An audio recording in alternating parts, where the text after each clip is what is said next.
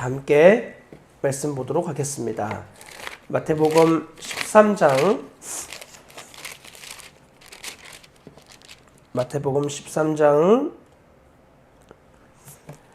18절부터 23절까지의 말씀을 함께 보도록 하겠습니다. 마태복음 13장 18절부터 23절까지의 말씀 찾으신 분들은 하나님 경외하는 마음으로 한 목소리로 말씀을 받들어 봉독하겠습니다. 그런즉 씨 뿌리는 비유를 들으라.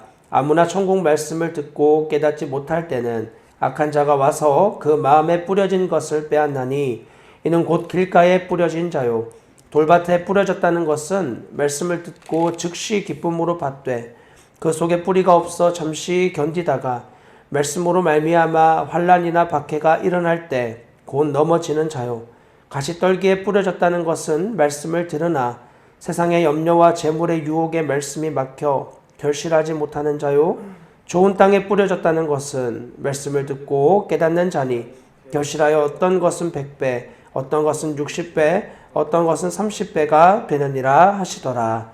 아멘. 나누어 드린 하이델베르크 도르트 신앙고백서 교리 문답 셋째 넷째 교리의 9번째 항목, 제가 위에 내용을 읽으면 여러분들이 하단의 내용을 읽어주시면 되겠습니다. 제9항, 부르심을 받은 사람들 중 어떤 이들이 나오지 않는 이유에 대하여 함께 선포합니다. 복음사역을 통해 부르심을 받은 많은 사람들이 하나님께로 나와 회심하기를 거부하는 것은 복음이 제안하는 그리스도나 사람들을 복음으로 부르시고 다양한 은사를 주시는 하나님의 잘못이 아니다. 잘못은 그 사람들에게 있다. 부르심을 받은 사람 중 어떤 이들은 자신의 위험은 생각하지 않고 생명의 말씀을 거부한다. 어떤 이들은 비록 생명의 말씀을 받되 그 말씀이 마음에 지속적으로 심기지 못하게 하기에 오직 일시적 믿음에서 나오는 그들의 기쁨은 곧 사라지고 그들은 배반한다. 어떤 이들은 세상의 염려와 즐거움의 가시떨기가 그 씨앗의 기운을 막아 결실하지 못하게 한다. 이것을 우리 구원자께서 씨 뿌리는 비유로 가르치신다. 아멘. 네, 우리 다시 한번 기도하고 하나님 말씀을 함께 나누도록 하겠습니다. 하나님, 우리에게 오늘도 허락하신 이 자리에서 더욱더 주님을 주목하고 바라보며 나아갈 수 있게 은혜 베풀어 주시옵소서. 하나님이 허락하신 모든 상황이 우리에게 가장 최선 되어짐을 어떤 형편과 상황에서도 누리는 우리 모두가 되기를 간절히 소망합니다. 주님, 우리에게 믿음과 은혜를 더욱 붙들 수 있는 힘을 더하여 주시고 그 주님으로 인해 모든 순간을 감사와 감격과 기쁨 가운데 치열하게 또한 살아내는 우리의 삶이 되게 하여 주시옵소서. 하나님의 진리가 우리 마음 안에 액면 그대로 받아들여지고 너무나 아멘이 되어지는 그런 존재로 우리를 더욱 다듬으시고 세워주시기를 간절히 구하고 바라오며 이 일을 다 이루실 우리 주 예수 그리스도의 이름으로 감사하며 기도합니다. 아멘. 네, 오늘은 도르트 신조 셋째 넷째 교리의 9번째 항목에 대해서 함께 살펴보려고 합니다. 부르심을 받은 사람들 중에 어떤 이들이 복음 앞에 나오지 않는 이유에 대해서 같이 살펴볼 텐데요. 우리는 지난 시간에도 함께 살펴보았지만 하나님이 결코 악인의 멸망을 기뻐하지 않으신다라는 것을 우리 모두는 다 말씀을 통해서 확증합니다. 그 확증의 근거의 말씀은 에스겔서 33장 11절에 나와 있는 것처럼 주 여호와의 말씀이 나의 삶을 두고 맹세하는데 나는 악인이 죽는 것을 기뻐하지 않고 악인이 그 길에서 돌이켜 떠나 사는 것을 기뻐한다 라고 하는 이 말씀을 근거로 이야기할 수 있는 것입니다. 성경에 나와 있는 굉장히 많은 진리들이 있는데 그 진리들을 아주 중요하게 주제별로 묶어 놓은 것을 신학이라고 합니다. 하나님의 속성과 본질, 그분의 사역과 일하심들을 잘 정리해 놓은 체계들입니다. 그러므로 성경에 나와 있는 이런 모든 구절들은 철저히 하나님의 말씀의 정리 가운데에서 해석이 되어져야만 산발적이고 오류적인 해석을 범하지 않을 수 있습니다. 그렇다면 신학은 언제나 100% 완전한 것이냐? 꼭 그렇게만은 볼 수는 없습니다. 신학이라고 하는 것은 말 그대로 사람들이 정리해 놓은 문이기 때문에 하나님에 대하여 우리가 살핀다고 하지만 결국은 사람의 프레임 안에, 사람의 틀 안에 갇히어서 해석해내는 부분들이 있다는 것을 하나님 경외하는 신학자들은 인정을 하고 있습니다. 그렇기 때문에 나와 다른 교파나 나와 다른 신학의 성향을 가지고 있는 사람들과 교제할 때 그들이 하나님을 경외하는 태도와 주님을 사랑하는 마음가짐을 가지고 있다면 그들의 해석과 그들의 가치도 우리가 얼마든지 존중하며 교제할 수 있어야 한다는 것이죠. 그것은 주님 안에서 교제하지만 서로의 다름을 존중한다는 의미입니다. 다름을 존중하는 것은 주님 안에서 달라도 되는 것들을 존중하는 것이지 나와 다른 것을 틀렸다, 더 나아가서 이단이다, 사입이다 라는 식으로 매도해서는 안 된다는 의미이죠. 우리가 공부하는 것들이 굉장히 다 맞는 것처럼 보이지만 물론 또 그래야만 하고요. 그러나 우리는 하나님에 대해서 다 맞게 배운다고 해서 다 아는 것이 아니라는 걸 겸손히 받아들여야만 합니다. 다 맞는 내용인데 그게 우리가 하나님에 대해서 다 아는 거는 아니에요. 다른 지체가 하나님에 대해서 더 알 수 있는 부분이 있어요. 그런 의미에서 우리는 지체들과 반드시 연합하며 크신 하나님을 더욱 볼 수 있는 넓은 마음을 가져야만 하는 것입니다. 자, 보십시오. 하나님은 세상이 창조되기 전부터 우리의 구원을 예정해 놓으셨다고 성경을 통해서 말씀하십니다. 에베소서 1장 4절과 5절 말씀 같이 읽어보겠습니다. 시작. 곧 창세 전에 그리스도 안에서 우리를 택하사 우리로 사랑 안에서 그의 앞에 거룩하고 흠이 없게 하시려고 그 갚으신 뜻대로 우리를 예정하사 예수 그리스도로 말미암아 자기의 아들들이 되게 하셨으니 아멘. 하나님이 우리를 택하셨고 예정하신 일, 이것이 세상이 만들어지기 전부터 일어난 일이라고 성경은 기록합니다. 그래서 이것을 예정이라고 하는 것이죠. 이와 같은 예정에 대해서 어떤 이들이 말하는 것처럼 그렇다면 당연히 유기도 있는 것이군요 라는 그 질문에 대하여 사실상 피하기 어렵습니다. 당연히 그렇습니다. 그러나 문제는 그 유기한 누가 유기를 당하였고 누가 선택을 당했는지에 대해서 우리의 지식으로는 온전하게 알 수가 없다는 데에 하나님 우리에게 베푸신 은혜가 있습니다. 하나님은 그분이 유기해 놓으신 자들, 사실은 성경 전체는 하나님께서 저와 여러분들 모두가 다 하나님의 크신 계획 안에 구원받기로 택하여 졌지만 본질상 우리는 진노의 자녀고 전혀 세상의 악한 자들과 하나 다를 바 없는 존재라는 것을 아마 구원받은 우리 모두가 인정하실 겁니다. 그런 하나님 앞에 버림받기 합당한 존재로서 그런 내가 주님의 세상이 만들어지기 이전부터 우리를 구원하시고자 하는 그분의 계획과 섭리가 있었다는 것은 믿는 자들에게 너무나 큰 은혜가 되어지죠. 예정론은 단순히 누가 구원을 받았냐 안 받았냐를 논의하기 위해 만들어진 그러한 항목이 아닙니다. 이 예정론의 핵심은 구원이 누구에게로부터 시작되었는가를 이야기하는 거예요. 구원은 철저하게 하나님의 선택과 섭리, 그분의 주권과 의지에 의하여 일어난 일이라는 것입니다. 그러므로 그 구원에 너무나 합당하지 않은 나, 우리의 믿음의 삶과 모습을 보면 너무 주님 앞에 부끄러운 것이 많죠. 오늘 하루의 삶, 어제의 삶, 그저께의 삶, 오늘 금요일이니 주일이 끝난 시간부터 지금까지의 시간들을 우리가 아무리 전력으로 달려도 절대 주님 앞에 정말 충분하다 이렇게 말할 수 있는 사람은 없을 거야. 한번 저희 아내가 저에게 종종 그런 이야기를 합니다. 제가 농담 반으로 아내에게 여보 나한테 좀 잘해줘야지 이렇게 말할 때가 있어요. 아내가 저를 보면서 이것보다 더 어떻게 잘해주냐고 그렇게 말을 해요. 근데 사실 그 말을 들으면 저도 할 말이 없어요. 정말 최선을 다해서 하고 있는 것을 알고 있기 때문입니다. 그래 그렇지? 그래도 좀 더 잘해줘 이렇게 말하고 넘어가요. 그런데 가끔 이 이야기를 주님이 여보에게 말씀하시잖아. 더 전력으로 달리라. 이렇게 서로에게 이야기할 때가 있어요. 그러면 제가 농담처럼 아내에게 말해요.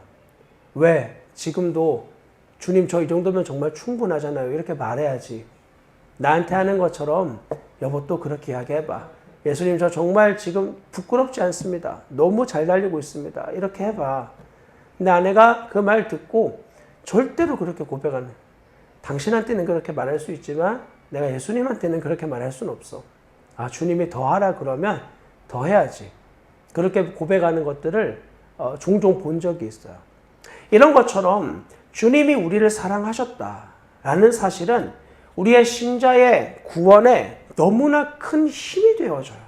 먼저 나를 사랑하셨다는 사실이 내 안에 진짜 믿어지고 그게 내 안에 계속 은혜로 작동되어지면 우리가 겪고 있는 어떤 상황과 우리가 겪고 있는 처해 있는 어떤 형편에서든지 일어날 수 있는 원동력이 되어져요. 이런 나를 사랑하셨구나. 이렇게 주님 앞에 너무 쓸모없는 존재처럼 보이는 나와 같은 자를 하나님이 끝까지 사랑해 주셨구나. 그것이 내 안에 믿어지고 더 주님의 은혜를 향해서 나아가게 되고 더욱 전력을 쏟게 되는 것입니다. 그런 의미로서 예정론이 자신 안에 믿어지는 사람은 큰 복이 있는 사람입니다. 그러나 하나님이 예정하셨다라는 사실이 내 안에 자신의 죄악과 방탕과 방종을 합리화하는 것으로 이용하는 사람들, 어느 쪽이든지 하나님이 나를 구원하신 것으로 예정하셨기 때문에 내가 이렇게 살아도 아무 문제 없다고 믿는 사람과 반대로 하나님은 나를 이미 구원하시지 않기로 작정하신 악한 존재이기 때문에 내가 이렇게 사는 것은 다 하나님 책임이다 라고 하는 이 사람, 이 두 사람에게 하나님께서 별로 기뻐하시지 않는다는 것을 우리는 기억해야만 하는 것입니다. 레정론은 여기에 이런 나의 이익이나 나를 확증하는 내 죄와 합리화를 확증시키는 용도로 절대로 사용되어질 수 없다는 것을 기억하십시오. 믿음이 흔들리고 나의 존재가 너무 연약함 가운데 허우적대고 있을 때 빛 가운데 계신 하나님의 말씀이 우리 안에 비추어지는 거야. 내가 너를 창세전 그리스도 안에서 예정하였다. 넌 나의 택함 받은 백성이 되도록 내가 세상이 만들어지기 전부터 너의 존재를 구별해 두었다. 허랑방탕한 인생을 사는 사람일수록 그 말씀이 믿어졌을 때 얼마나 큰 은혜가 되겠어요.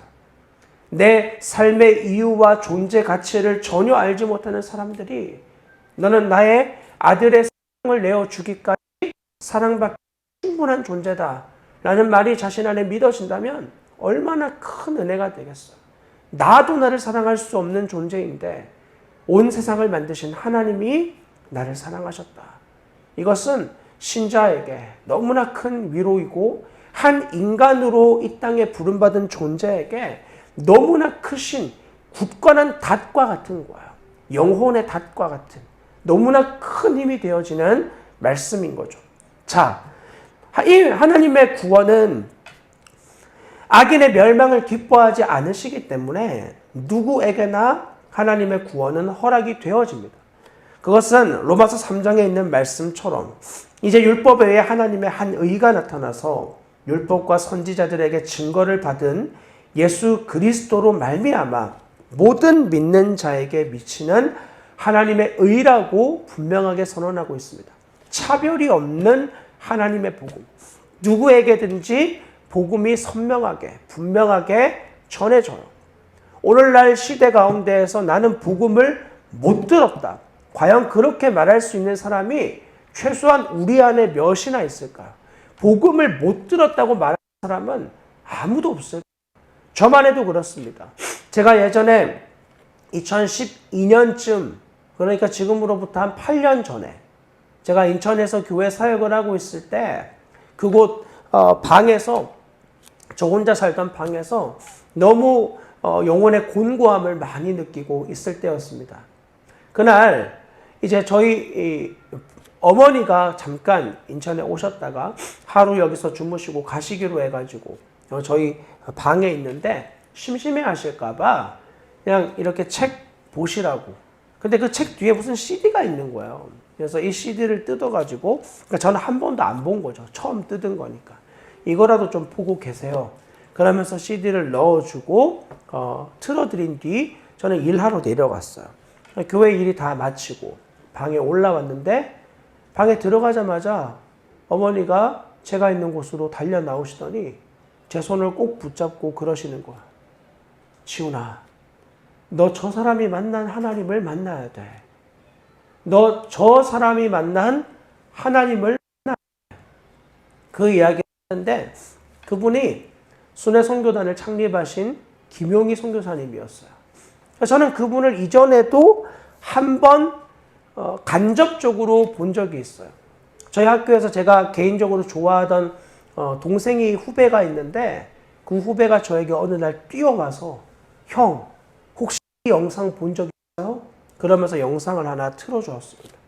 영상을 보는데 머리가 많이 벗겨진 안경을 끼신 어떤 분이 막 소리를 지르고 다윗과 골리앗 이야기를 하고 경외함에 대한 이야기를 막 하는데 저는 그때 하나님 경외하고 살았거든요. 너무 거슬리는 거예요. 일단 세련되지 않은 말투. 말투가 너무 거칠고 목소리가 너무 쇠소리가 나고 저런 언행과 저런 모습이 너무 마음에 안 드는 거예요. 내가 생각하는 목회자의 외형이 아닌 거죠. 저게 뭐야. 내용도 사실 귀는 있었지만 제가 알아들을 수 없는 내용이었어요. 하나님을 경외하는 자들의 말들은 하나님 경외하지 않는 자들이 불편해하고 어려워하고 이해할 수 없는 용어들을 많이 써요. 그래서 이해가 되지 않는 그 내용들을 들으면 나는 저런 스타일의 설교 싫어.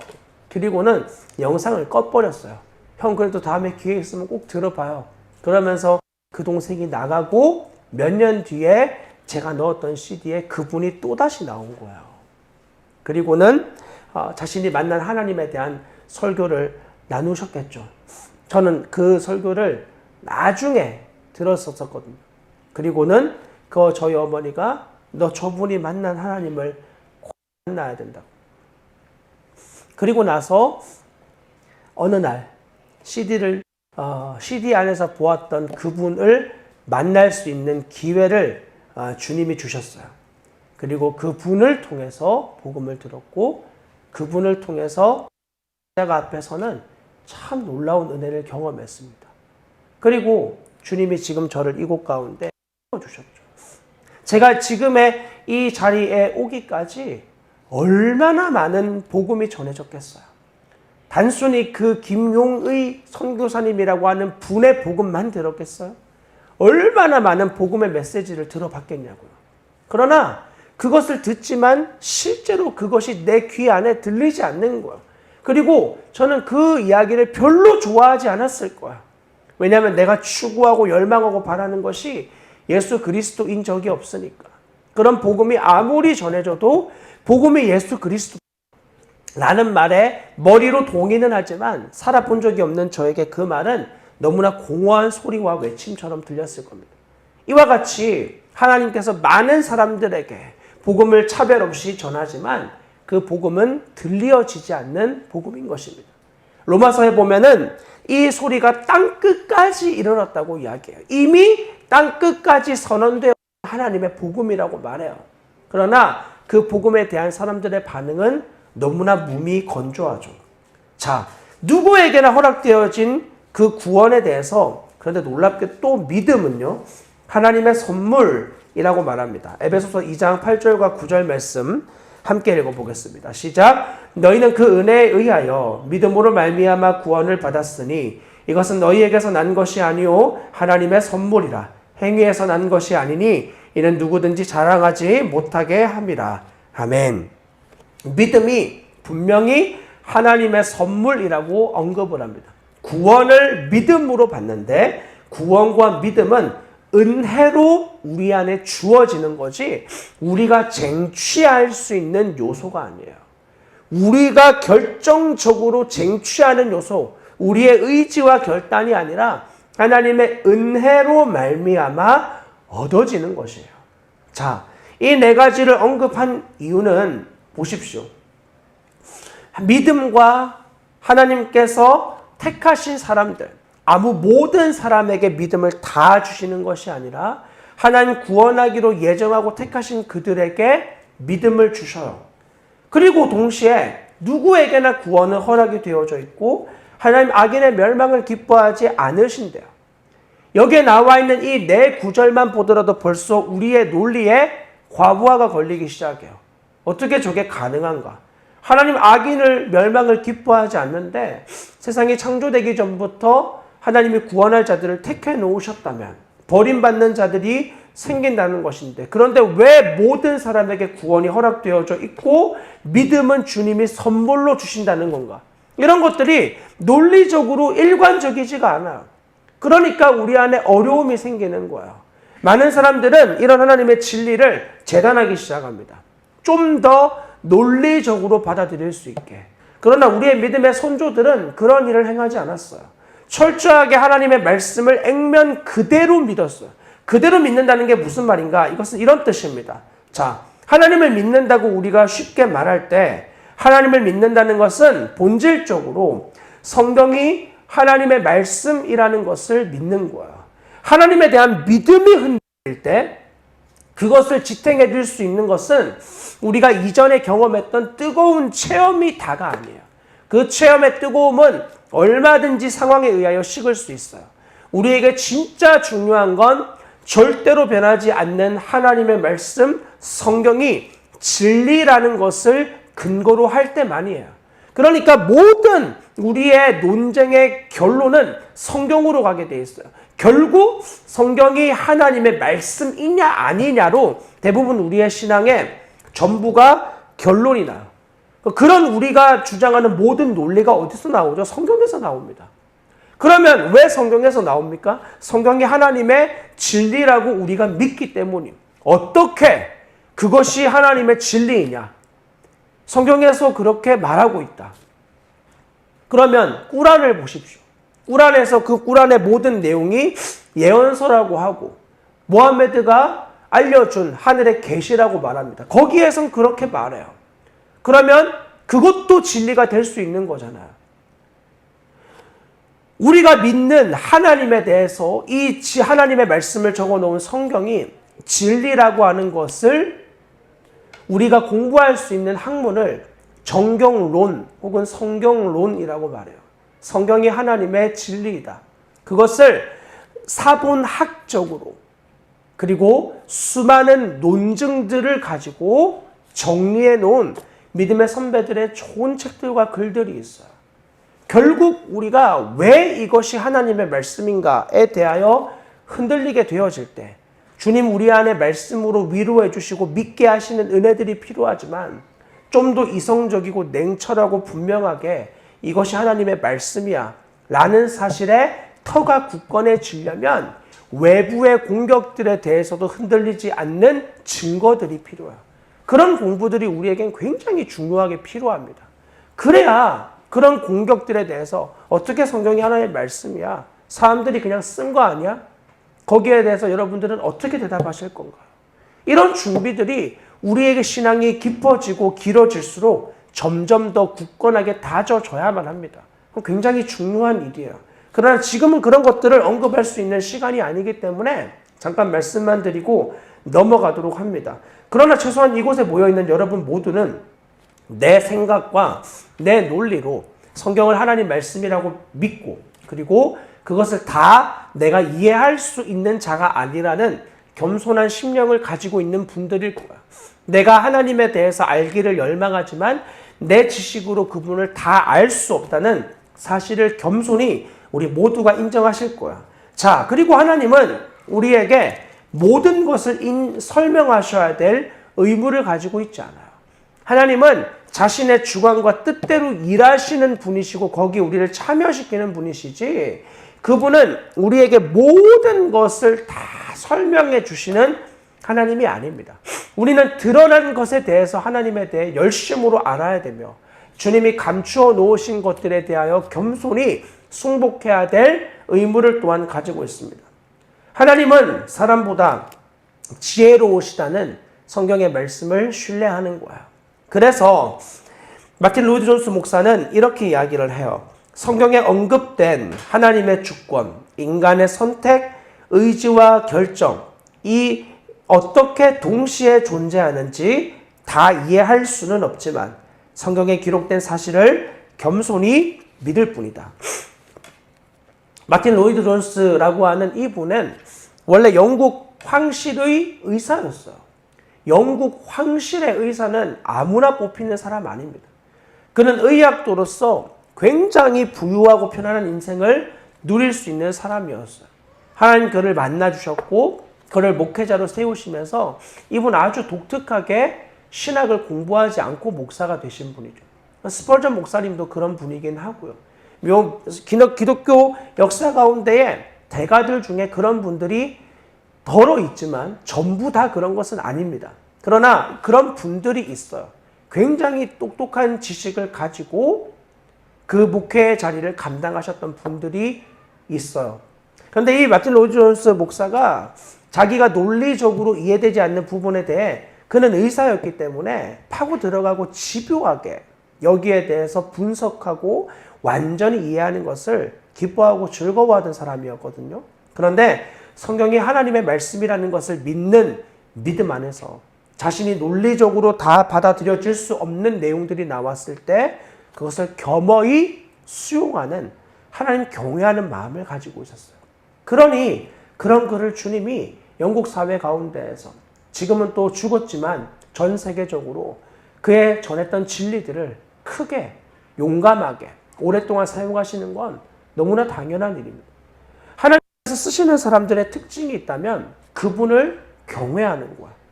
내 틀 안에 하나님을 우겨 넣는 게 아니라 그분의 크심에 나를 맡기는 거야. 논리적으로 이해되지 않지만 그분의 속성이 이러하다. 하나님은 악인이 죽는 것을 기뻐하지 않으신다. 그러나 하나님은 구원할 자들을 선택해 놓으셨다. 모든 사람에게 복음이 미치지만 하나님은 믿음을 어떤 자들에게 선물로 주신다. 이런 논리적으로 맞지 않는 내용들에 대해서 성경의 선언을 겸손하게 믿는 거야. 우리는 정직하게 말하면 하나님이 이런 논리의 것들이 어떻게 작동되어지는 구조인지를 잘 모르는 거야. 결과만 아는 거죠. 이 주제들이 어떻게 맞물려서 돌아가는지 이 땅을 살아가는 그런 존재인 우리는 제대로 알지 못해요. 사실 우리가 이 땅 가운데서 아는 것들이 얼마나 많을까. 여러분은 에어컨이 작동되는 원리를 아십니까? 맨날 쓰는 에어컨이 어떻게 작동되는지. 히터야 간단하게 엔진 돌아가면 열나는 거 끌어다가 그거 틀어주는 걸로 쉽게 이해하는데 에어컨은 어떻게 작동되죠? 차가운 바람이 나오다니. 그렇지 않습니까? 그뿐 아니라 우리 여기서 지금 눈에 보이지 않지만 공기가 있다고 여러분 어떻게 믿으시죠? 온 세상의 사람들을 과학자들이 속이는 걸 수도 있잖아요. 그런 일들이 더러 있잖아요. 거대한 어떤 힘들이 국민들을 우롱하고 놀리는 그런 문제들이 전 세계에 얼마나 많이 있습니까? 똑똑한 사람들끼리 서로 투표해가지고 이 세상에 공기가 있다고 사람들에게 믿게 하자. 그런 것들 많이 하는 데가 언론들이잖아요. 없는 것을 있게 하고 있는 것을 없게 만드는. 그렇게 평생 속아왔다면 어떡하시겠어요? 사람들이 뭘 먹으면 몸에 안 좋다는 기사를 보면 다 안 먹습니다. 그리고 어느 날 시간 지나면 또 괜찮대요. 이런 문제들에 대해서 어떻게 하죠? 우리는 제대로 알고 있는 게 별로 그렇게 많지 않아요. 정지가 고백하면 우리는 모르는 게 훨씬 더 많습니다. 모르는 것들이 훨씬 많아요. 그런 세상을 살아가는 우리의 존재가 모든 걸 주관하고 다스리시는 하나님, 그리고 그분의 논증들을 온전히 다 이해한다. 이것이 사실은 더 우습고 말이 안 되는 이야기 아닙니까?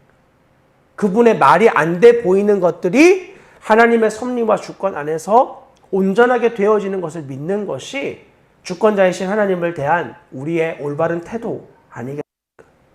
그러므로 우리가 과정을 다 알지 못해도 하나님의 결론을 신뢰하는 것, 하나님이 우리를 끝까지 사랑하신다. 사실 이 말씀 한 구절만 믿어도 우린 다시 일어날 힘을 얻습니다. 하나님이 죄인된 나를 끝까지 사랑해 주신다. 과정은 어떻든지, 넘어지는 시간이 얼마나 많든지, 얼마나 비참하고 소망 없는 모습이 내 안에 있는지 다 아는데 하나님의 세상이 만들어지기 전부터 나를 먼저 사랑해 주셨다. 그리고 그 일을 끝내 반드시 이루실 것이다. 이것이 우리 안에 믿어지는 것, 그리고 그것을 끝까지 붙드는 일이 우리가 주님 앞에 해야 될 일이에요. 주님을 다 이해할 수 없지만 주님은 언제나 우리에게 하나의 원리를 자주 사용하시는데 그것은 자기를 부인하는 일이에요.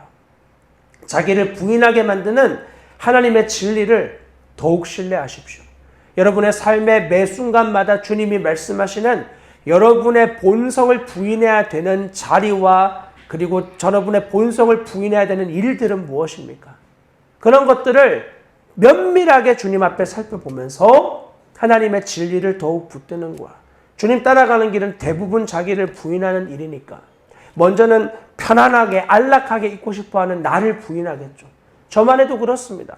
잠 더 자고 싶고 더 누워있고 싶고 그런 나를 부인하는 거예요.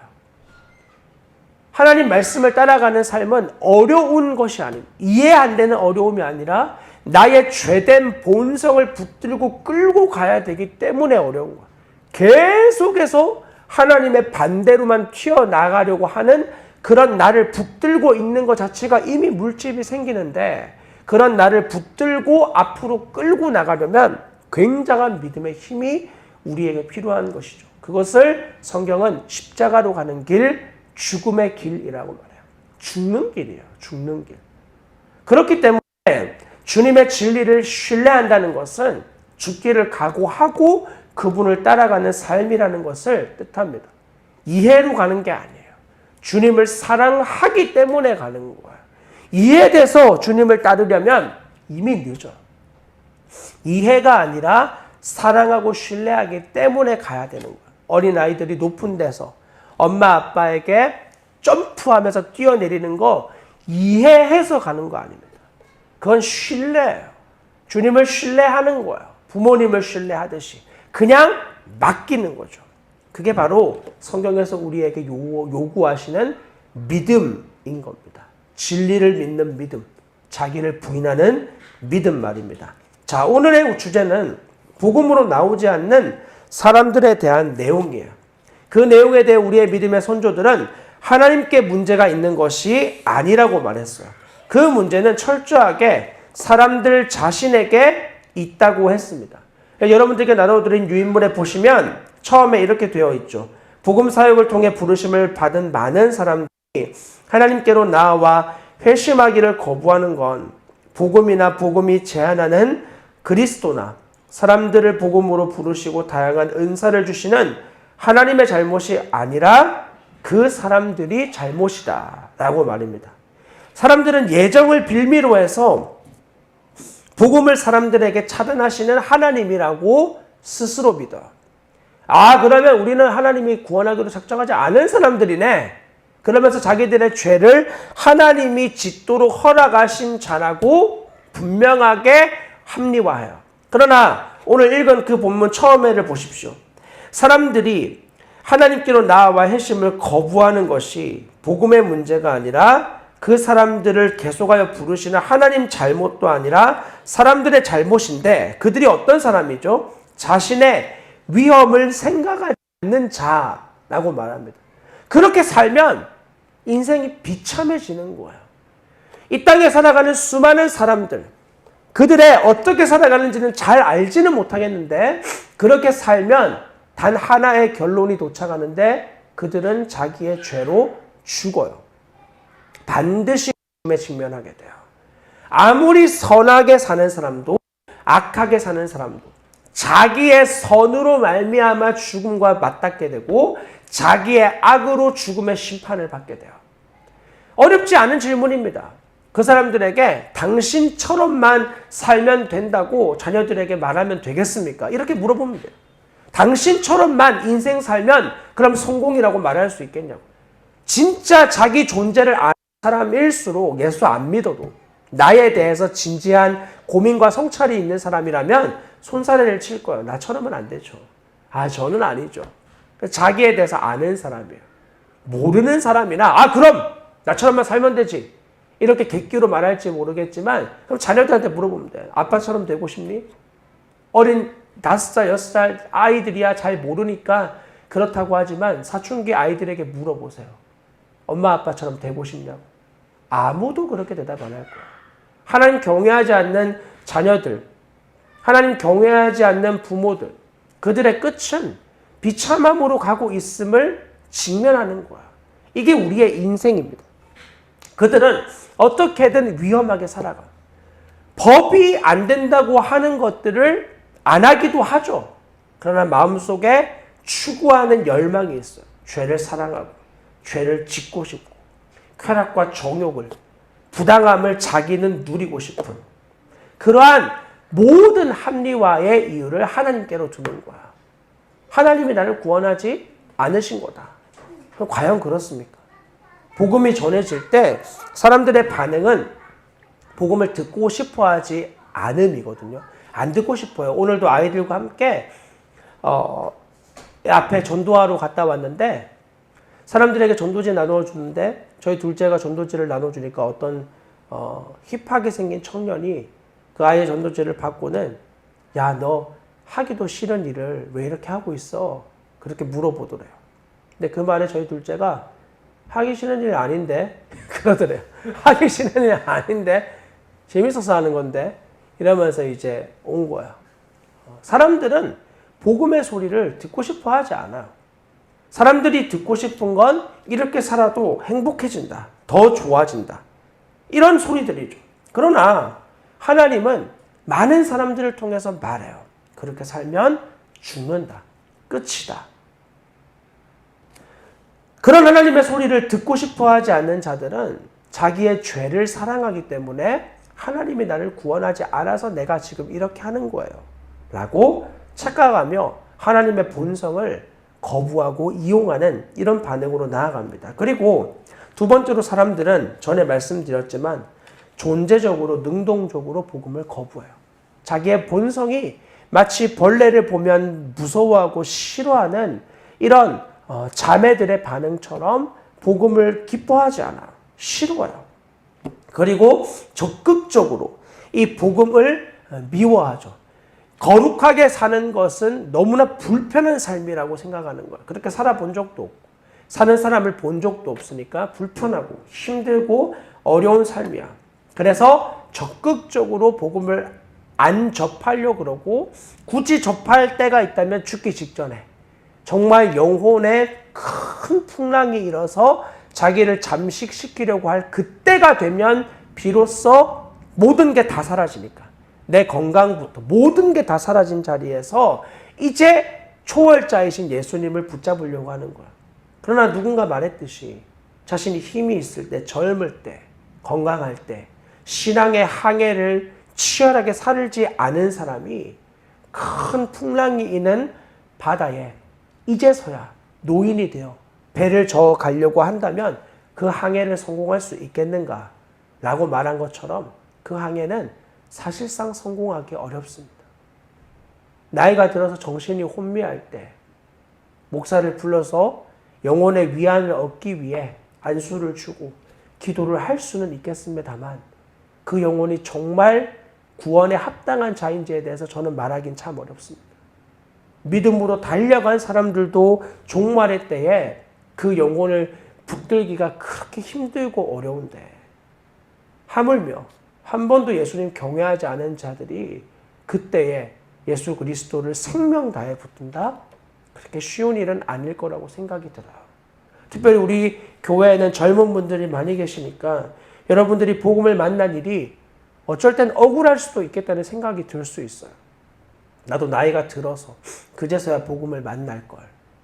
이렇게 젊은 날에 복음을 만나서 이게 무슨 고생인가. 그런 생각이 들 수도 있겠어요. 그러나 사도 바울이 말한 진리를 기억하십시오. 너희 몸을 거룩한 산 제물로 드리라. 이것이 너희가 드릴 영적 예배니라. 만약에 바울이 이 복음을 정말 복음으로 대하지 않았다면 그는 그런 도전을 할 필요가 없었을 거예요. 진짜 복음이기 때문에 드리라는 거야. 가짜 복음인 로또를 위해서도 인생을 투자하잖아요. 어떤 사람이 아주 오랫동안 로또를 구입했는데 구입했던 금액을 합쳐보니까 벌써 몇십억 대예요. 로또를 산 금액이 벌써 몇십억이라니까. 안 된 거예요, 지금까지. 그럼 그 돈을 모았으면 몇십억 있는 거잖아요. 그런데 그런 허황된 것에 투자하는 그의 인생을 보면서 그리고 여전히 지금도 그렇게 사고 있어요. 얼마나 안타까운 일입니까? 그러나 하나님의 진리는 결코 그러한 요소가 아닙니다. 완전한 하나님의 진리가 우리를 끝까지 붙드는 거야. 여러분들의 젊음의 날에 이 복음이 정말 진리라고 믿어지는 은혜가 있기를 소망합니다.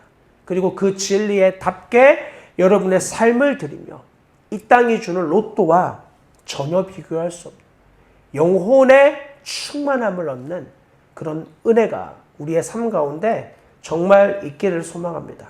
자, 말씀드렸다시피 우리는 존재적으로 능동적으로 하나님 거부하는 존재였습니다. 하나님을 사랑할 수 없었고 하나님을 사랑한다는 건 우리로부터 너무나 먼 일이었어요. 그런데 하나님이 우리를 먼저 사랑해 주셨어요. 그리고 우리는 은혜로 구원받았다고 성경이 표현해줘요. 은혜로 구원받았다는 건 우리의 의지나 노력이나 열심이 아니라 하나님이 우리를 사랑하셨기 때문에 구원을 받은 거예요. 이 땅의 사람들과 저는 전혀 다른 존재가 아닙니다. 그리고 다르다면 하나님이 나를 먼저 사랑해 주신 은혜가 있는 거죠. 은혜 받은 자들은 어떻게 반응할까요? 난 구원받았다. 나는 선택받았다. 할렐루야. 주님께 감사, 영광, 찬양, 이게 그의 삶의 전부일까요? 그렇지 않습니다. 정말 하나님의 복음이 나 안에 은혜로 다가왔다면 복음을 거부하는 자들을 위해서 하나님의 긍휼의 마음을 그는 반드시 구하게 돼요. 하나님 나와 같이 소망 없는 자를 사랑해 주셨군요. 그렇다면 저들도 제발 사랑해 주십시오. 저들에게 복음의 빛이 비추어질 수 있게 하여 주십시오. 여러분들에게 진짜 예수 그리스도가 복음인지를 점검해 보려면 여러분들 안에 다른 영혼들을 향한 하나님 아버지의 마음이 있는지를 점검해 보면 돼요. 하나님 아버지의 마음, 영혼을 향한 몸부림을 치고 비통 가운데 거해 있는 그 영혼을 향한 하나님 아버지의 마음. 육신의 아버지는 금방 분노합니다. 지 맘대로 살라 그래. 알아서 살라 그래. 이제 간섭 안 하겠다 그래. 이렇게 말할 수 있어요. 그러나 하늘 아버지는 결코 그렇게 말하지 않는 거예요. 아직도 거리가 먼데 탕자가 되어 돌아오는 그 아들을 먼저 보고 달려가서 자기의 가장 좋은 옷과 금가락지를 빼어 그에게 입히고 끼워줍니다. 신발을 신기고 사람들을 모아 잔치해요. 죽었다 살아난 내 아들이 돌아왔으니 함께 잔치하자. 우리 안에 그 마음이 있는지를 점검해 보면 우리가 하나님의 은혜로 구원받음을 지금 유지하고 있는지 아니면 은혜로 받은 구원이 이제는 나의 의지와 결단의 구원이 되어져 있는지를 명백하게 확인할 수 있는 거죠. 자, 이렇게 하나님의 은혜로 받은 구원에 대해서 그 구원을 받지 않는 잘못된 사람들의 세 가지 유형을 오늘 본문과 이 도르트 신앙고백서 내용에서는 말해주고 있습니다. 첫째는 그들은 길가에 떨어져 있는 씨앗, 길가에 떨어진 씨앗의 밭과 같은 존재들입니다. 단단한 마음을 가진 자이죠. 오늘 우리가 읽은 신앙고백서에서는 자신의 위험은 생각하지 않고 생명의 말씀을 거부하는 자, 라고 설명을 해두고 있습니다. 우리가 읽은 본문에서는 이 단단한 길가에 밭에 떨어져 있는 말씀에 대해서 다음과 같이 설명하죠. 여러분이 아까 읽은 마태복음 13장 18절부터 말씀을 보십시오. 그런즉 씨 뿌리는 비유를 들으라. 아무나 천국 말씀을 듣고 깨닫지 못할 때는 악한 자가 와서 그 마음에 뿌려진 것을 빼앗나니 이는 곧 길가에 뿌려진 자요. 자, 말씀을 들었는데 그 말씀을 듣고 깨닫지 못한 상태라고 이야기를 합니다. 깨닫다라고 하는 이 말, 깨닫다라고 하는 시니 엠미라고 하는 이 헬라어는 이해하다, 깨닫다라고 하는 의미를 가지고 있는 뜻입니다. 근데 이 말에 구약에 써 있는 단어가 바로 야다라는 단어예요. 야다라는 단어는 이미 여러분들 알고 있는 것처럼 안다는 건데 그것은 경험적으로 아는 것을 뜻해요. 그냥 단순히 머리로만의 알을 말하지 않아요. 그리고 빈이라는 단어도 종종 이와 같은 이해하다, 깨닫다라는 단어의 다른 번역으로도 쓰이는데 이 단어는 식별하다, 주의를 기울이다 라는 뜻이에요. 그러니까 말씀을 깨닫지 못했다 라고 하는 이 말은 그들이 이해하지 못했다 라는 말도 되고 그들이 말씀을 경험하지 못했다 라는 뜻도 되고 올바르게 분별하지 못했다 라는 의미도 되는 뜻이에요. 그냥 단순히 머리로 몰랐다 라는 의미가 아니라 올바르게 주의를 기울이지 않은 자신의 책임과 그리고 그것을 올바르게 알지 못했기 때문에 당연히 그것에 경험하러 자기를 내어드리지 않는 상태가 함께 포함이 되어지는 의미인 거죠. 복음을 전하면서 제일 많이 만나는 부류가 이런 사람들이에요. 말씀을 깨닫지 못하는 사람, 길가에 뿌려진 씨앗의 상태와 같이. 여기 나오는 네 가지의 밭의 비유는 밭이 네 가지가 있는 게 아니에요. 이 비유의 원래 의미는 하나의 밭이 존재합니다. 이 밭에서 농부는 씨앗 주머니에 씨를 뿌리면서 지나갑니다. 그러면 이 밭 가장 모서리 혹은 큰 밭이라면 중간중간마다 이 길이 나 있어요. 사람들이 밟고 다닐 수 있도록. 그런 길에도 씨앗이 떨어지는 거예요. 던지다 보면. 거기에 떨어진 씨앗은 새가 날아와서 주워 먹거나 그냥 타서 없어지는 거야. 이 밭에는 놀랍게도 두 번째인 돌짝밭도 있고 어느 곳에는 그렇게 농부가 농사를 하기 위해서 밭을 갈았는데 가시덤불이 있는 곳도 있는 거야. 그러한 공간들이 존재하는 거죠. 혹은 밭을 갈았는데 그것이 완전히 갈리지 않아서 잡초나 이런 가시와 같은 것들은 굉장히 자라나는 속도가 빨라요. 그래서 식물들을 완전히 죽여버립니다. 잘 자라야 되는 곡식과 같은 식물들은 아주 부지런히 손길을 줘야지 자라나거든요. 그래도 사실은 맛있는 열매까지 맺히기가 진짜 어려워요. 저희가 올해군요. 올해 저희가 아이들 누가 밭을 제공해 주셔가지고 거기 가서 아이들 체험 겸 농사를 진행을 해봤습니다. 농사하는데 뭐 감자 같은 거 이런 거야. 그냥 심으면 특별히 관리 안 해도 나는 그런 유들은 별로 뭐 저희가 할 말이 없죠. 근데 그런 거 아니라 뭐 토마토라든지 이런 유들 있잖아요. 그러니까 여러분들 밖에서 토마토 얼마 주고 사 먹잖아요. 사 먹으세요. 그거를 하는 건 진짜 전문 농사꾼이 아니면 못해요. 심으면 열매 맺던데요. 먹어보세요. 맛있는지. 먹으면 맛이 없어요.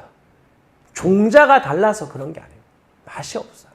그렇게 맛있게 못해요. 완전히 거기에 마음을 쏟지 않고 완전히 그런 농사에 전념하지 않으면 그런 맛있는 거 못 만들어요.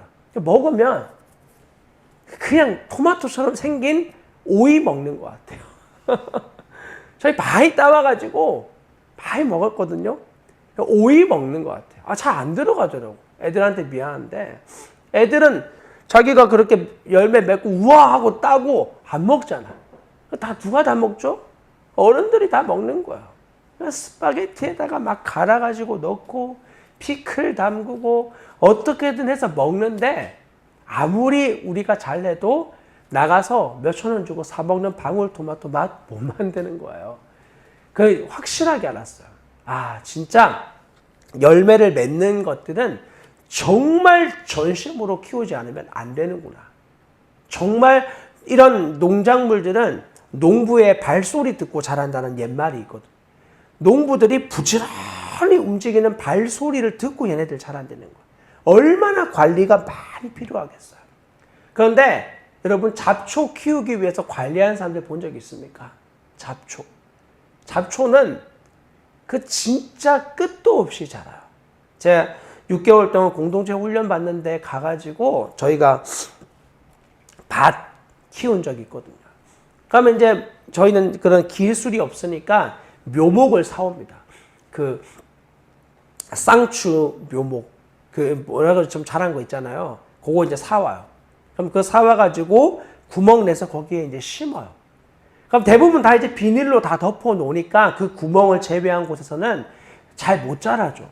근데 진짜 희한하게 구멍 안 덮어 놓은 흙 어디에서든지 잡초가 진짜 자라나요. 아주 크게 막 자라나요. 근데 그거 키우려고 애쓰는 사람은 없잖아. 그 보이면 바로 뿌리까지 파가지고 뽑아버려요. 그래서 저희가 하는 일에 굉장히 많은 부분을 차지했거든요. 분명히 다 뽑았는데 다음에 또 보면 자랄 막 이 모양새를 벌써 막 갖추고 있어요. 이것처럼 여러분 우리 이 하나님의 아름다운 열매가 맺혀지는 건 정말 부단한 수고와 노력 아니면 절대로 열매 맺혀지지 않아요. 그런데 그 열매가 씨앗이 문제가 있는 씨앗 복음이니까 문제 없어요. 뿌리는 그 분도 그리스도시기 때문에 문제가 없어요. 문제는 그것을 받아들이는 존재의 마음의 상태예요. 완전히 딱딱해져 버린. 그들은 하나님의 진리를 나름대로 생각할 겁니다. 아까 이야기했던 것처럼 이런 주제들에 대해서 하나님이 선하신데 왜 이렇게 코로나 같은 일들이 벌어졌습니까? 하나님이 능력이 없는 거 아닙니까? 뭐 이런 식으로 논리를 가지고 많이 이야기할 거예요. 그때 여러분 뭐라고 하실 거예요? 그건 하나님이 하신 일이 아닙니다. 사람이 한 일입니다. 사람이 환경 파괴하고 사람이 그런 식으로 해가지고 만들어진 그런 보고들도 있죠. 그러나 여러분 하나님이 허락하지 않으면 이 땅에 어떤 것도 되어지지 않아요. 정말 아니라고만 할 수 있을까요? 그렇지 않습니다. 우리는 이런 질병들 앞에서 하나님의 심판에 대한 이야기를 함부로 남용해서도 안 되지만 그런 요소가 없다고 하나님을 변호해서도 안 돼요. 분명히 그러한 영역들이 있어요. 그러나 가볍게 이야기하지 마십시오. 하나님의 징계와 심판에 대해서 그분의 아파하심을 가지지 않은 자들은 그런 이야기를 함부로 논해서는 안 돼요. 알고 있으나 조용히 해야 해요. 그 마음이 부어질 때까지 주님께 마음을 구해야 하는 거야. 대단한 지식과 말들로 자기들의 논리로 막 이야기하지만 결국 그들은 하나님의 진리에 올바르게 주의를 기울이지 않은 딱딱한 마음의 상태를 이미 가지고 안 받아들이기로 이미 작정한 자들이에요. 대부분 전도하면서 제일 많이 만나는 사람들이죠. 그리고 두 번째로는 돌짝밭이에요. 이 돌짝밭에 대해서 본문은 이렇게 말합니다. 돌밭에 뿌려졌다는 것은 말씀을 듣고 즉시 기쁨으로 받되 그 속에 뿌리가 없어 잠시 견디다가 말씀으로 말미암아 환난이나 박해가 일어날 때는 곧 넘어지는 자요. 자, 돌짝밭의 상태는 뿌리가 없는 상태죠. 뿌리가 없다고 21절에서 분명하게 언급하고 있어요. 그러니까 하나님 말씀이 그 마음 안에 지속적으로 심기진 않는 거야. 잠깐 뿌리를 내리는 것처럼 보였는데 뿌리가 없는 그러한 상태의 모습을 보이고 있어요. 그 길가에 비해서 이 돌짝밭은 던져진 씨가 흙처럼 덮여 있었어요. 그런데 이 씨앗이 내려가 보니까 그곳은 흙이 아닌 거야. 밑에 돌이 있는 거죠. 절대로 파고 들어갈 수 없는 그러한 곳인 거예요. 이렇게 약간의 흙이 있는 그곳에 뿌리가 절대 내려질 수 없는 자들. 오늘 성경 본문은 이렇게 말하는데요. 자, 예레미야 17장 7절과 8절 말씀 같이 한번 읽어보겠습니다. 시작. 그러나 무릇 여호와를 의지하며 여호와를 의뢰하는 그 사람은 복을 받을 것이라. 그는 물가에 심긴 나무가 그 뿌리를 강변에 뻗치고 더위가 올지라도 두려워하지 아니하며 그 잎이 청정하며 기우는 해에도 걱정이 없고 결실이 그치지 아니함 같으리라.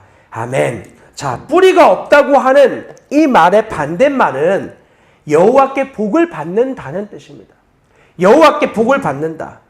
그것은 여기 적혀있는 표현처럼 물가에 심기어진 나무의 모습이에요.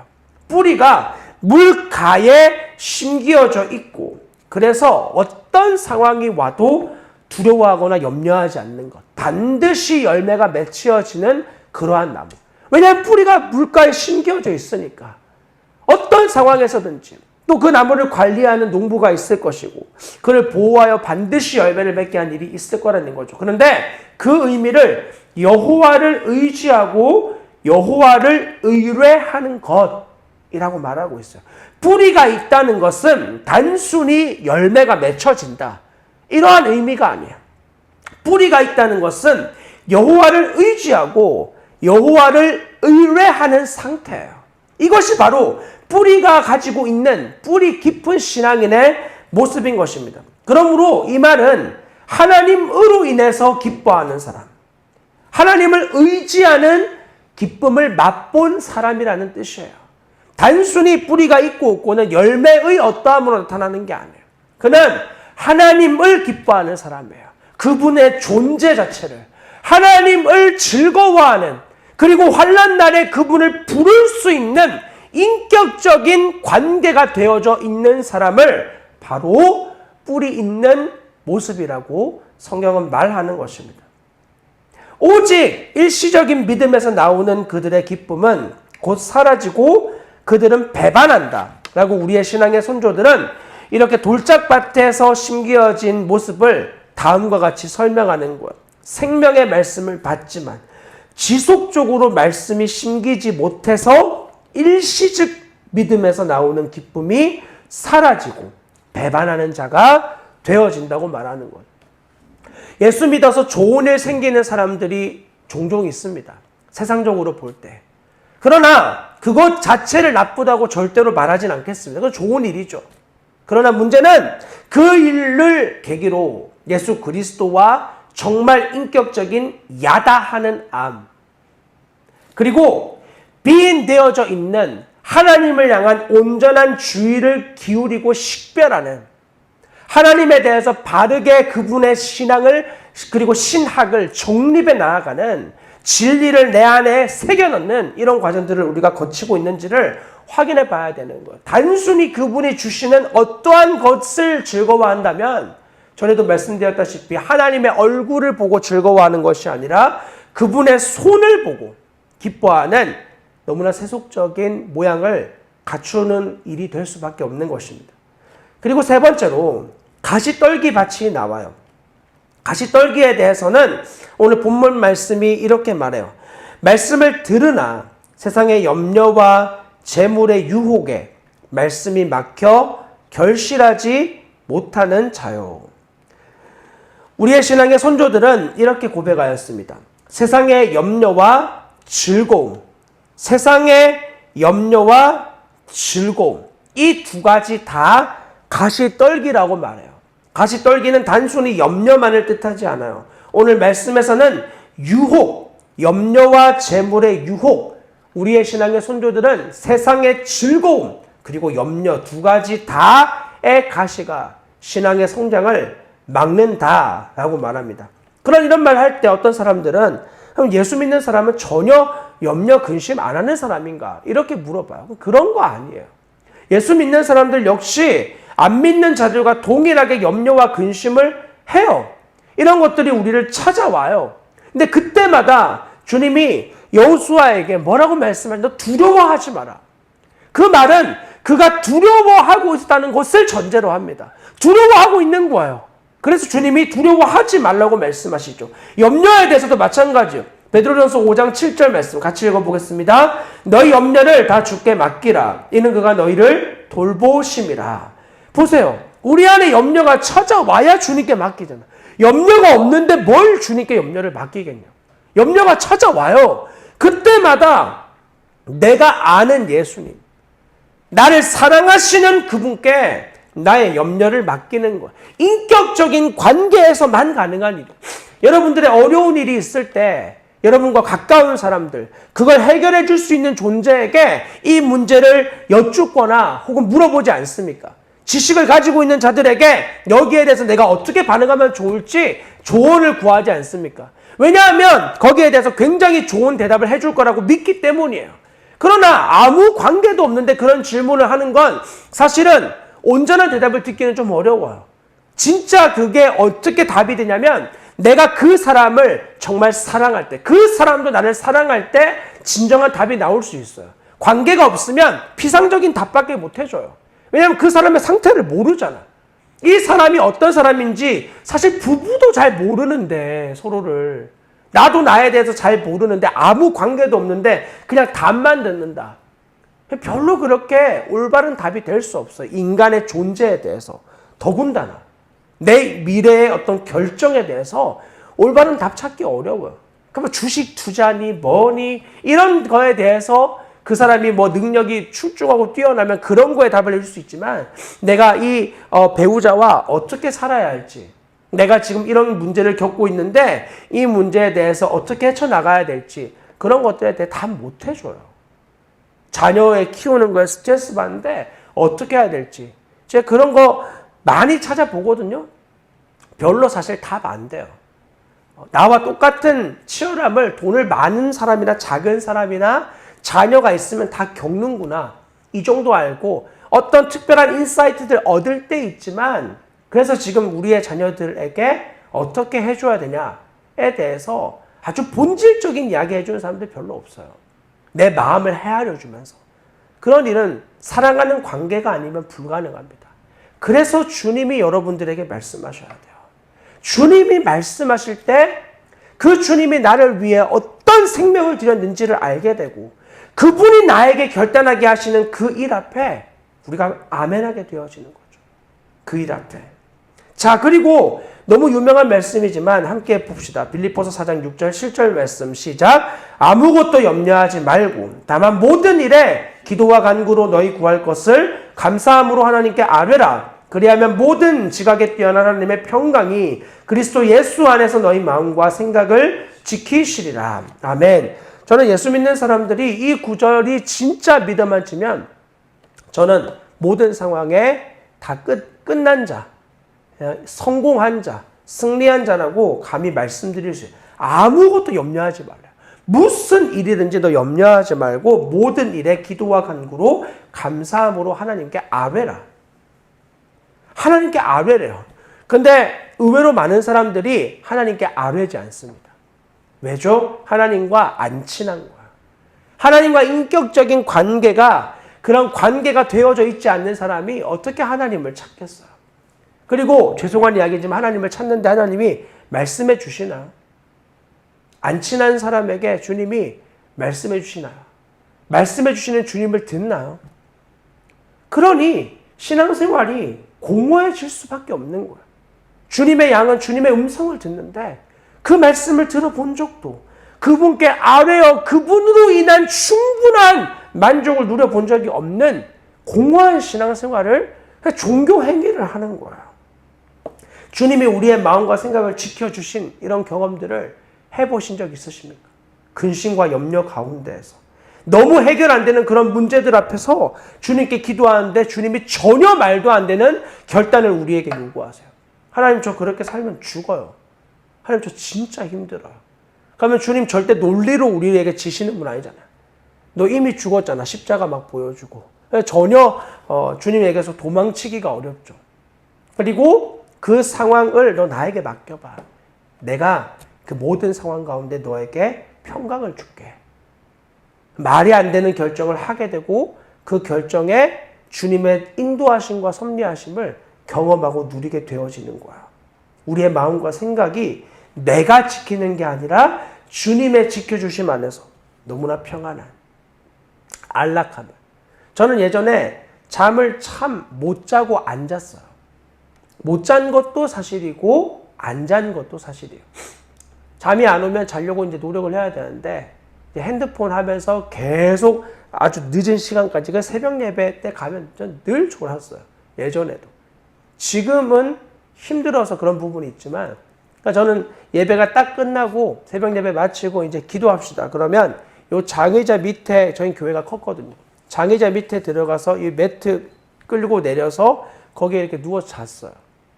아침 조회 시간까지. 아침 조회 시간 되면 잠겨있는 불 꺼진 교회 문 안에서 밖에 열고 나가서 세수하고 대충 씻고 내려가서 회의에 들어가고, 이런 적이 많이 있었죠. 이렇게 저의 삶에 정말 다양한 이유로 잠을 잘 못 잤는데, 그런 것들이 뭐 대부분 다 버티다가 이제 아침 조회 끝나고 가서 잔 적도 있고, 그런데 내 인생의 주체가 나기 때문이에요. 모든 게 다 근심, 걱정, 염려밖에 없어요. 나름대로 잘 했는데도 근심, 걱정, 염려가 나를 도저히 놓아주지 않는 거야.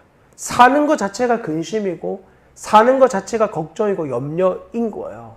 그러니까 늘 거기에 매여가지고 마음을 지키지 못하고 늘 두려움과 걱정 가운데 살던 삶에서, 물론 지금도 그런 염려가 저를 찾아올 때가 많이 있어요.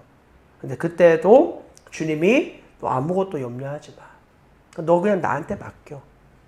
나와 관계되어져 있는 예수 그리스도가 저에게 실제이기 때문에 주님께 기도해요. 주님, 어떡하죠? 하나님 허락하심을 신뢰할 수 있게 해주세요. 하나님 허락하심을 더욱 굳건히 믿을 수 있게 도와주세요. 믿음으로 행한 일에 두려워하지 않고 염려하지 않게 하나님 제 마음 붙들어 주세요. 그리고 내가 원치 않는 결과가 나온 자리에서도 끝까지 주님만 바라보고 신뢰할 수 있게 해주세요. 그렇게 주님 앞에 구했는데, 여러분들도 그와 같은 주님의 평강이 주님을 찾을 때마다 그분이 지키시고 인도하시는 평강을 여러분의 마음 안에 정말 확신하고 누릴 수 있길 바라요. 그래서 그리스도인은 염려와 근심이 찾아왔을 때 주님께 맡길 수 있는 사람이에요. 그분이 정말 나의 주인임을 확정하는 사람. 염려가 찾아왔는데 주님께 맡기는 거죠. 내 일이 아니라 주님의 일이잖아요. 여러분의 모든 존재의 목적이 예수 그리스도 때문인데, 그분의 영광을 위해서 내가 지금 하루를 사는 건데 그분의 일 아닙니까? 그래서 그분께 물어보는 거야. 주님 어떡하죠? 예수님 어떡하죠? 관계가 있지 않으면 물어도 주님이 대답해도 잘 못 들을 거고, 대답하시는 게 내가 원하지 않는 대답일 거고, 그래서 그분을 못 누릴 거. 그러나 정말 그분밖에 남지 않은 사람들은 주님이 모를 때, 그분이 말씀하실 때, 그분의 말씀에 어떠한 결과가 있든지 너무나 아멘이 되어져요. 주님이 나에게 말씀하시는구나. 그것이 나에게 가장 좋은 길이구나. 그러므로 상황과 환경 앞에서 예수를 믿는 사람들은 진리를 결론으로 여길 줄 아는 사람이에요. 하나님의 말씀을 내 안에 결론으로 여기는 사람. 베드로전서 3장의 말씀과 역대상 22장 말씀을 얼마 전에 새벽에 묵상을 했어요. 근데 주님이 그렇게 말씀하시는 거야. 그들이 두려워하는 것을 두려워하지 말고 그들이 두려워하는 것을 근심하지 마라. 그리고 역대상 22장에 이제 너는 마음과 뜻을 바쳐서 너희 하나님 여호와를 구하라. 이렇게 두 구절을 묵상하게 해주시면서 오늘 우리가 읽었던 이 내용의 것처럼 두 가지가 상반되는 거 아닙니까? 두려워하지 말고 근심하지 마. 그럼 막 즐거워하고 기뻐하기만 하면 될 것 같잖아요. 근데 그게 아니에요. 주님 우리에게 너 마음과 뜻을 바쳐서 두려워하고 걱정하지 말고 마음과 뜻을 바쳐서 너 더욱 주님을 구해. 더욱 주님을 구하래요. 아니 염려와 근심 없으면 즐거워하고 기뻐하고 그냥 막 아무 걱정 없이 지내면 되는 거 아닙니까? 아니야. 너 그러는 게 아니라 너 더욱 나를 찾아. 우리의 논리는 염려, 근심, 걱정 없으면 유희자적하게 그냥 지내는 거이거든요. 근데 주님은 그런 게 아니라는 거야. 그거 아니라 너 더 나를 찾아. 너 더 나를 구해. 염려와 근심 있을 때 나를 찾는 사람이 아니라 염려와 근심을 나에게 맡기고 너 더욱 나를 찾아. 여러분 이거 어떤 의미인지 아시겠어요? 그분 자체를 더욱 구하는 거예요. 주님이 이 말씀을 주셨을 때 정말 저의 마음에 더 이상의 근심과 더 이상의 걱정이 끝났어요. 구체적인 내용을 말씀드리기는 조금 어렵지만 사람들이 막 걱정했어요. 염려하는 연락들이 왔어요. 그리고 그날 다음날 주신 주님의 말씀을 그들에게 보내어 주었어요. 주님이 걱정하지 말라고 하십니다. 주님이 사람들이 두려워하는 걸 두려워하지 말라고 하십니다. 우리 이 말씀을 믿고 주님 앞에 나아갑시다. 그리고 혹 상황이 우리가 원치 않는 일들이 일어난다면 그러면 그 선하신 하나님의 주권을 우리 신뢰합시다. 그러나 주님이 두려워하지 말라고 하시고 근심하지 말라고 하시니 우리 근심과 걱정을 멈추십시다. 지금까지 우리 인생을, 당신의 회사를, 당신의 인생을 이끌어 오신 하나님이 지금도 여전히 살아계십니다. 감사하게 그 이야기를 들은 사람들이 다 아멘 했어요. 그리고 저는 그날 주님께 간절히 구했어요. 중요한 일이었거든. 하나님이 책임져 주십시오. 저희는 믿음으로 했습니다. 주님이 책임지셔야 합니다. 하나님 도와주세요. 진짜 그렇게밖에 기도가 안 나오더라. 기도했어요. 그리고 주님이 정말 감사하게 그 일을 저희에게도 기쁨 되는 결과로 해결해 주셨어요. 단적인 예이지만 여러분들에게는 정말 찾을 수 있는 그 이름이 있지 않습니까? 염려와 걱정이 여러분들에게 몰려올 때 그때만 찾는 이름이 아니라 언제 어디에서나 우리가 부를 수 있는 예수 그리스도가 있지 않습니까? 그분이 우리를 만나주셨고 그분이 우리 인생을 지금도 인도해 나가고 계시고 그분이 우리에게 가장 좋은 것을 주시는 분이라고 말씀하고 있지 않습니까? 그렇다면 여러분은 그분을 주인으로 모신 자로서 여러분의 정말 황폐해버린 길가처럼 딱딱한 그 밭을 갈아엎어주신 그래서 열매를 맺게 하시는 하나님의 은혜에 어떻게 보답하며 살아가고 있습니까? 여러분의 행위를 말하는 것이 아니라 은혜를 입은 자답게 어떻게 여러분의 삶을 드리며 나아가고 있습니까? 주님이 여러분을 보실 때 잘했다, 착하고 충성된 종아 라고 말씀하시는 모습으로 오늘의 하루를 살고 계셨습니까? 이번 한 주간을 그렇게 달려오셨습니까? 그리고 나의 의로움이 아니라 이런 나를 사랑해 주신 주님의 은혜가 나뿐 아니라 나의 주위의 자들에게 흘러갈 수 있는 주님의 마음을 가진 통로로 서기 위해서 어떻게 하나님께 마음을 구하셨습니까? 여러분은 지금의 신앙에 저와 우리가 안주하지 않기를 바랍니다. 더 주님을 찾고 구하여서 정말 복음의 은혜를 받을 수 없는 자에게 비추어 주신 그 은혜답게 하나님의 아름다운 열매를 풍성하게 맺는 존재로 우리의 삶이 온전하게 드려질 수 있도록 우리의 삶이 더욱더 그렇게 열매 맺는 삶 되기를 간절히 소망합니다. 우리 함께 같이 잠깐 기도하고 싶습니다.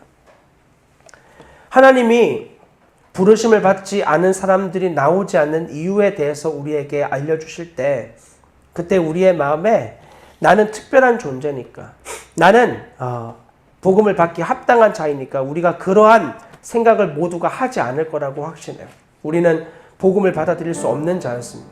하나님을 너무나 비인격적으로 대하고 너무나 하나님에 대하여 무시하던 존재가 저와 여러분들이었습니다. 그런 자들에게 하나님이 은혜를 베푸셨어요. 복음을 만날 수 있게 버림받고 지옥에 가기에 합당한 존재를 건져내신 하나님의 은혜가 정말 우리 안에 있습니까? 하나님 앞에 나올 수 없는 자를 불러내어 주신 은혜가 우리 안에 있다면 더 주님을 찾고 구하게 되어질 거예요. 나의 소망 없음이 드러난 그 자리에서 더 주님을 찾게 될 거예요. 그리고 실제적으로 우리의 삶에 점점 더 두려움과 근심들이 주님께 쉽게 이양되어지는 이런 일들이 있었을 거예요. 여러분 여전히 어느 영역에서 여러분이 인생의 주인이신지 주님 앞에 정직히 물어보십시오. 주님, 제가 이 부분에 서는 자꾸 내가 주인이 되는 거야. 내가 주님께 못 맡깁니다. 자꾸만 내가 주인이 되어 행동하려고 합니다. 하나님 나를 불쌍히 여기시고 모든 상황 하나님 허락하심 안에서 너무나 만족하고 충분한 자로 우리의 삶이 넉넉히 주님을 누리는 자로 살아갈 수 있도록 은혜를 베풀어 달라고 우리 하나님 앞에 함께 간구하며 우리의 삶을 잠깐 올려드리고 기도하도록 하겠습니다. 기도합시다. 하나님 감사